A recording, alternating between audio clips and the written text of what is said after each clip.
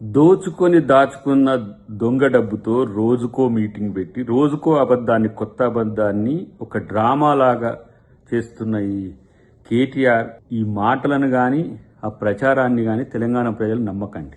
ఎందుకంటే అధికారం పోయిన మిషలో నాకు తెలిసి పిచ్చి కుక్క గరిచిందో నాకు అర్థం కావట్లేదు. మాట్లాడే మాటల తీరులో గాని చేసే అబద్ధాల్లో గాని చేస్తున్న ఈ కార్యాల్లో గాని. తెలంగాణ రాష్ట్రంలో హైదరాబాద్ చుట్టూన్న దళితుల భూములు మీన్స్ అసైన్ ల్యాండ్స్, లేదంటే కోర్ట్ ఆఫ్ వార్డ్స్ ల్యాండ్స్, లేదు భూదాన్ ల్యాండ్స్, ఇంకా చెప్పాలంటే ప్రభుత్వ భూములు, ఇట్లా 5-6 రకాల భూములు ఆ 2 టెన్యూర్లలో కేసీఆర్ నేతృత్వంలో ప్రభుత్వం దోచుకున్న దోపిడీ రాబందుల కంటే ఎక్కువగా మారిన పరిస్థితి. ఆ రోజు అంటుంటాం మేము ఏంది భారత రాబందుల సమితి అని చెప్పేసి. ఎక్కడికి వీళ్ళ యొక్క అకృత్యాలు చేరినాయి అంటే చివరికి ఎస్బీఐ ఆఫీసర్లను కూడా మరి ఫోన్ ట్యాపింగ్తో లొంగ తీసుకున్నారా లేకపోతే ఇతరత్ర కారణాలతో లొంగ తీసుకున్నారా తెలియదు. కానీ 2011లో ఎస్బీఐ కేటాయించిన భూమిని రద్దు చేసింది వీళ్ళే. దాంట్లో నిర్మాణాలు కట్టేందుకు చర్యలు తీసుకోకుండా వాళ్ళనట్టు వదిలేసింది వీళ్ళే.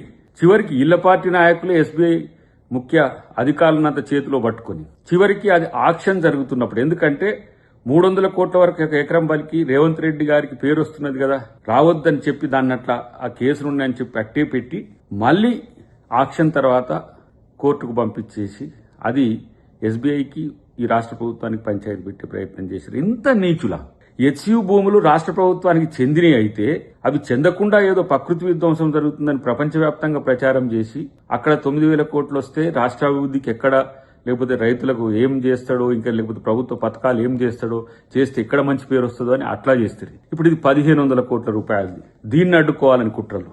ఎందుకు ఇంత నీచాతి నీచంగా మీ రాజనీతి దిగజారిందో కనీసం ఆత్మపరిశీలన చేసుకునేటోడు లేడా? ఇలా తెలంగాణ రాష్ట్రంలో ప్రతిపక్షం ఒక అఘోరాగా కాదు. ఒక విషయం చెప్పాలంటే నాకు అనిపిస్తున్నది, ఇలాంటి ప్రతిపక్షం ఉన్న దగ్గర ప్రజలకు మంచి పక్కన పెడితే ఏమనాలే విష ప్రచారాలతో రోజుకొక వర్గాన్ని రెచ్చగొట్టి కుట్రలు చేస్తున్నారు.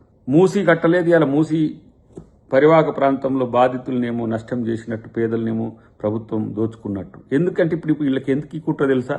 కేంద్ర ప్రభుత్వం ఒప్పుకొని 83 ఎకరాలు గాంధీ సరోవర్ ప్రాజెక్టుకి ఇచ్చినందుకు ఇక వశపడట్లే. అక్కడ ఒక మీటింగ్ గాయించాలి, ఆడబెట్టేసి వాళ్ళని లేపాలి. ఎట్లా అసలు మీకు అభివృద్ధి సంక్షేమం అంటే మీ అభివృద్ధి మీ సంక్షేమం అయింది. ఇలా మూసి పునరుజ్జీవం జరిగితే ఏం జరుగుతుందో మున్సిపల్ శాఖగా ఎలగబెట్టిండి. తెలుసు చేయలేకపోతే నీ చేతగనంతాన్ని ఎక్కడ కప్పిపుచ్చుకోవడానికి ఇట్లాంటి అబద్ధ ప్రచారాలు ఎందుకు చేస్తున్నావు? ఈరోజు 1,00,000 పైచిలకు ఇండ్లు పేదలకు కట్టించడానికి ఇలా జిహెచ్ఎంసీ పరిధిలో కానీ, ఎంఎంసీ పరిధిలో కానీ, లేకపోతే సిఎంసీ పరిధిలో కానీ, ఫ్యూచర్ సిటీ ఏరియాలో కానీ ఒక ప్రయత్నం జరుగుతుంది. అది పక్కన పెట్టి ఏదో మొత్తం అక్కడ భూములు తీసుకుంటున్నట్టుగా మూసీ పరివాహక ప్రాంతంలో జరిగేదాన్ని ఎక్స్పోజ్ చేయడానికి నువ్వెంత చేసినా నిన్నెవ్వడు నమ్మడు. కారణం ఎందుకంటే హైదరాబాద్ను సర్వం దోచుకుంది నువ్వు కాబట్టి.